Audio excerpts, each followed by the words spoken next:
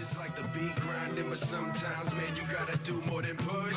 And you can keep on letting all these days go by, but it ain't gonna do you no good. I said it ain't gonna do you no good. I said it ain't gonna do you no good. So you can keep on letting all these days go by, but it ain't gonna do you no good. Yo, I get after it like I'm mad at it, and people wonder why I'm not feeling so adamant about everything I do and every move I make. Cause I hate to be late if my movement's at stake. Wait, I'm trying to I just got slapped with a chicken. I got a little chicken on my shoulder. That's what happens in the Amazon. Yum, yum. What the hell you waiting on? Anybody know what time it is? Story time. Alright guys, this story is a story of a lifetime. I had to dedicate some very special time to it. So, picture this. You'll see it in 1 second. There's a bunch of us cruising down the Amazon River in this little tiny canoe, right? Pretty rickety. Bugs, mosquitoes. It's pitch black. Nighttime, and we're hunting crocodile. So many bugs. I mean, we're going through these tight little creeks with all these trees hanging over us. I mean, most of us are ducking in this little canal as the trees, every single tree we go by is brushing against us and just dropping giant spiders on us. Just the craziest stuff, right? So we're cruising around.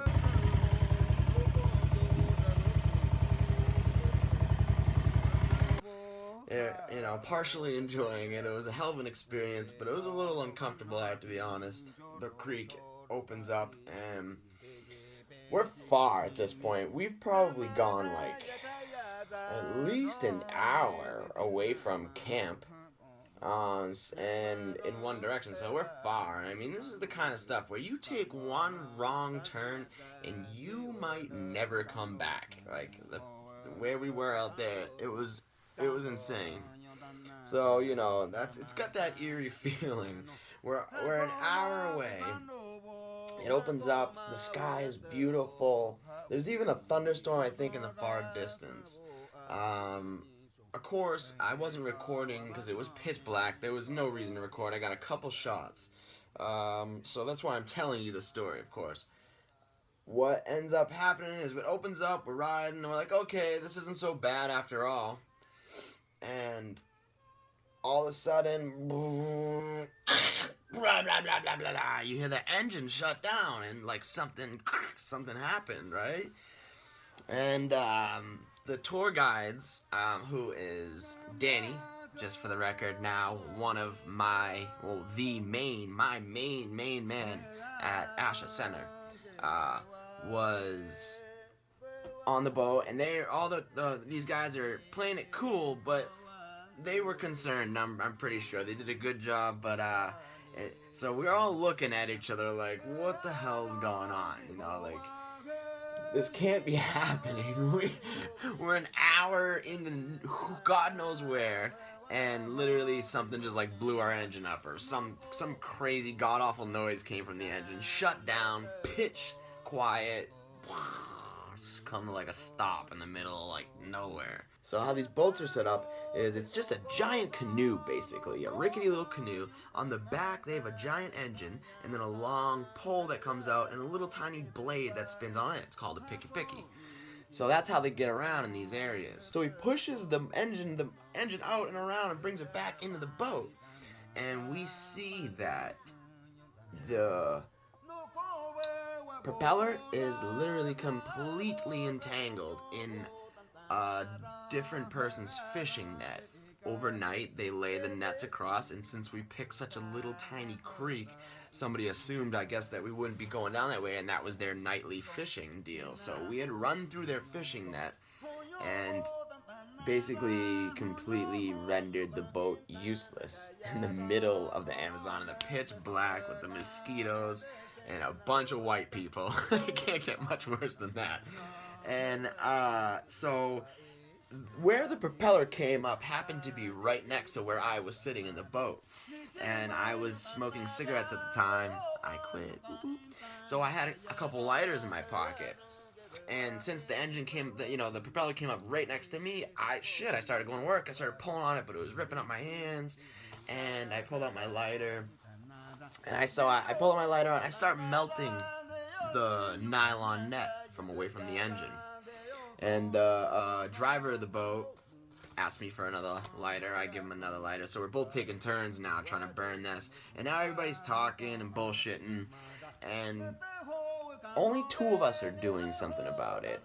Obviously all the white, the tourists, all the gringos, they don't know what the hell to do, so they're just gonna hang out. But I'll never forget Danny in this situation. I'll never forget. He was looking at me, and I remember when I was burning it, taking a turn with this guy, Pecho, who, let me see, I think you'll see later on in this video, actually. So him and I were going back and forth trying to burn it, and I remember thinking, why isn't Danny doing anything about this? And so he started, literally this is what he started doing. He's joking around with all the passengers while we're burning it, but he's looking at me like he knows something. He keeps smiling. So he starts screwing around, he pulls up the other side of the fishing net. And there, so he's going through it, joking around. We're trying to burn it. He comes across one fish. Oh, he starts explaining what that fish is, but that's not what we're looking for. How about this one keeps pulling in more of the net? And I'm like, he's pulling the opposite way. He needs to be pulling on this side, the side that's going to get us out of trouble, right? So he keeps pulling the other side of the net, joking around with everybody. Oh, here's a different kind of fish. He's explaining what kind of fish, blah, blah, blah. So he gets to the 3rd fish finally, and he's like, aha, here we go. This is what I was looking for. And then he keeps looking at me, smiling, and I'm like, man, this guy's freaking useless, dude. We're stuck out here, and he hasn't done shit. He's fucking showing people fish and whatnot. So, and I think he realizes that's my thought process at the time, because he starts looking at me and smiling, and he gives me like, all right, get the hell out of the way signal. So I move over, and he comes up. And I'm sorry this video is so long, but I had to explain what's going on. He walks up, and you'll see what happens next. How do we get out of the Amazon River?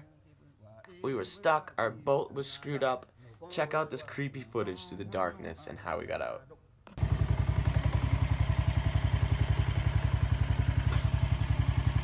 Is that?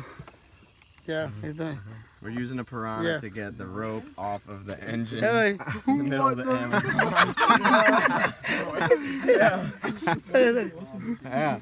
yeah. Start up the chainsaw.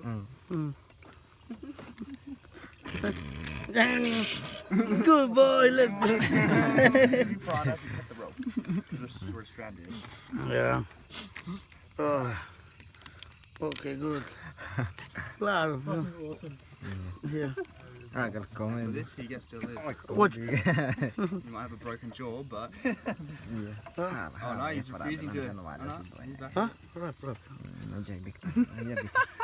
Huh?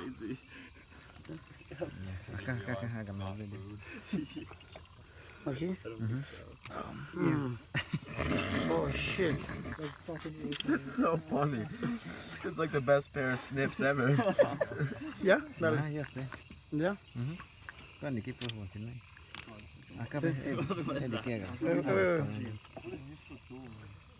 Buy your pocket Piranha today.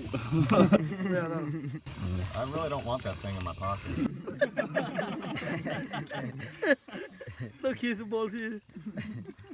Be able to do that. Oh, fuck. What are you doing there? Yeah. Oh, my bad. I want on my wait a minute. You just breathe. Yeah? Yes, Good, Good. Yeah.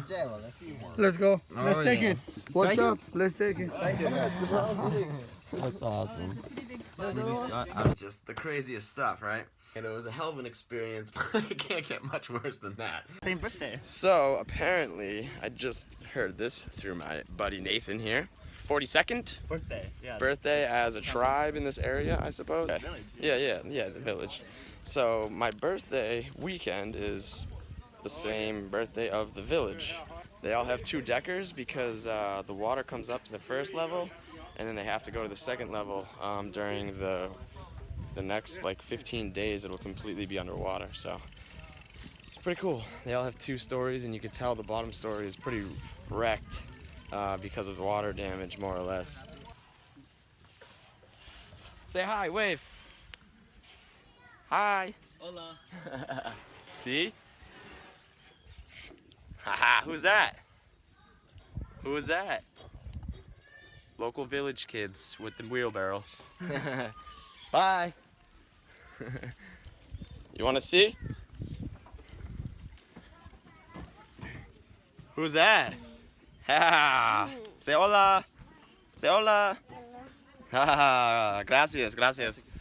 For the children, I had like bought so much shit, and I have enough to make 2 trips, so I might as well drop a little bit off right now and then drop a little bit later, and there's a few people gonna roll with me, or even probably try to get the dog to go.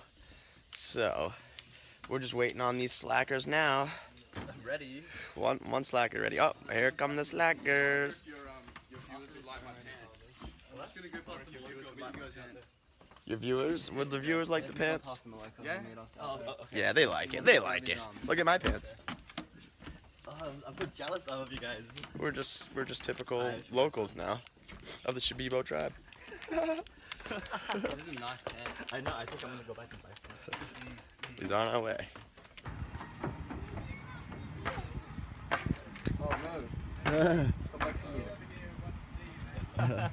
We're showing them yo-yos, handing out the yo-yos to the kids. They light up at night too. Why are you bouncing? I think there's a string stuck in there. Yeah, I think so too. Hola. Uh, This is Ryan being Jesus.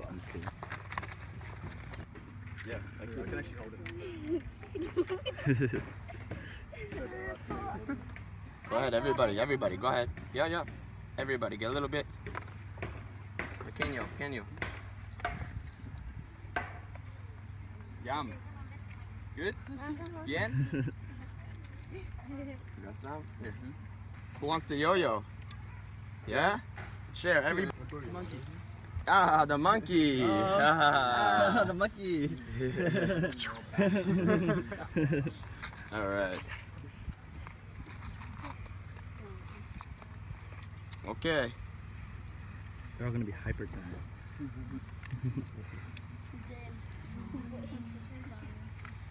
Oh no, I read that sugar like actually. Sugar? Easy. Is that Ricky? Is that Ricky? that Ryan right here.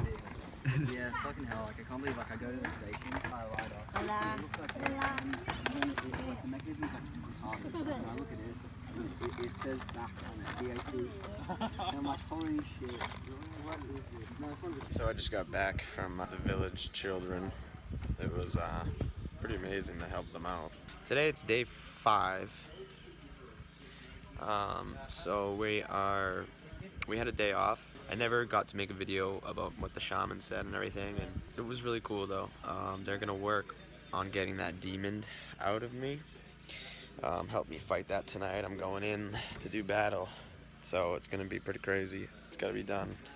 I gotta bang this out, and then I can start asking I can heal myself and then move on to some other things, which I think will be pretty cool. Tonight's my 3rd ceremony, and I'm gonna go hard again. I feel a lot better. My body has gotten a lot better. It was riddled with pain the first few nights I've been here, and really dehydrated, even though I've been drinking and eating. But I started getting some supplements in me that I brought and keeping on the water and stuff, and I'm feeling pretty good. So I'm gonna go hard tonight. I'm sure it's gonna be another crazy night. I'm really excited. Oh, I can't wait to see the universe again. Man, if you guys only knew. God, what an experience, man. Never mind the ayahuasca. We'll see what happens tonight. I love you guys. I'm getting hairy, man. I'm looking sloppy as shit. What are you gonna do? I'm getting kind of skinny too. What are you gonna do? Shit. All right. Thank you for watching. Namaste.